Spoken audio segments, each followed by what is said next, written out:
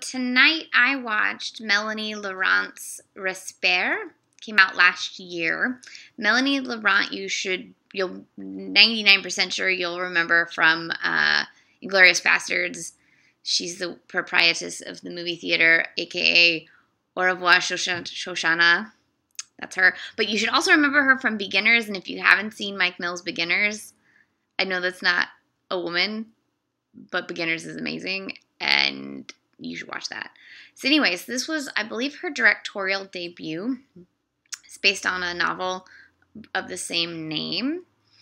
And I really didn't know what I was getting into when I saw it. It's on iTunes and Amazon right now for like $1.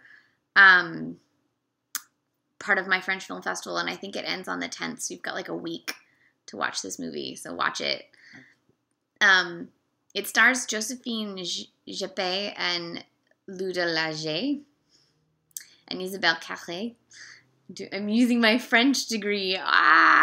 Anyways, it's about a girl named Charlie whose parents are breaking up and she's sort of having a tough time at home, and then a new girl shows up at school and she befriends her really fast, and they have like a holiday trip and all kinds of things. But as anybody who was a teenage girl remembers, which is about 4% of the population, being a teenage girl is horrible. Being a teenage girl's friend is horrible. Being the friends of a teenage girl, like, all of it's horrible. Like, your best friend is a total bitch half the time, and that's just how it is. And sometimes they're psychopaths, and you're like, why are you like this? And then you act like that, and they're like, why are you like that? And it's a terrible time. I don't know what it's like for boys. I know that a lot of the boys I knew, like, blew shit up, and that's how they dealt with their angst, I guess. Girls just get moody and are bitchy to each other. And this movie, like, was kind of hard to watch because I was like, oh, too soon. Like, I was 18 10 years ago, so I'm getting close to, like, being over being a teenage girl, but I don't think you ever actually get over being a teenage girl. I think it haunts you for your whole life because being a teenage girl is terrible. And that's basically what this movie is about.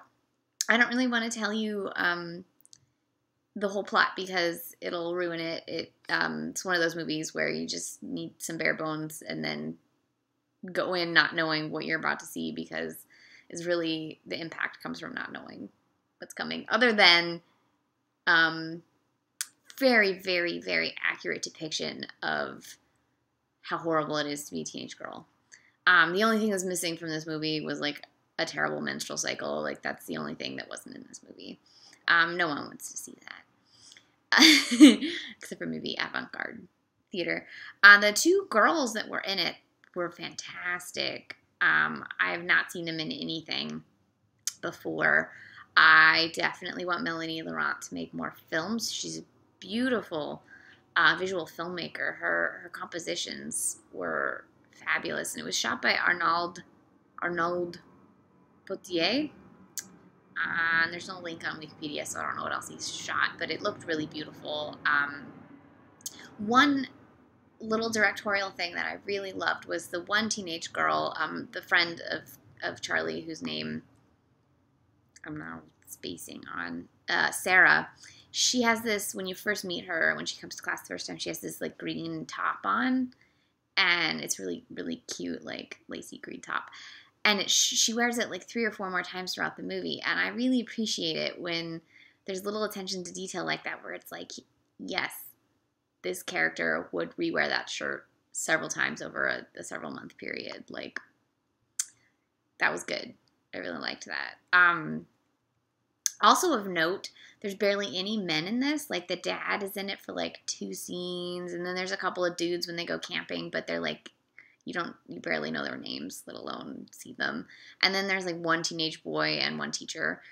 Everything else is just these 2 teenage girls, a couple other teenage girls, the mom and her sister, and it's just lots and lots and lots and lots and lots and lots of wonderful women and actresses, and I can get behind that. When a movie is like 90% women, I'm like, yes. Another great one that's 90% women is Reaching for the Moon, which is about Elizabeth Bishop, and I recommend that one. I think it's on Netflix. Not directed or written by women, but a movie completely filled with women.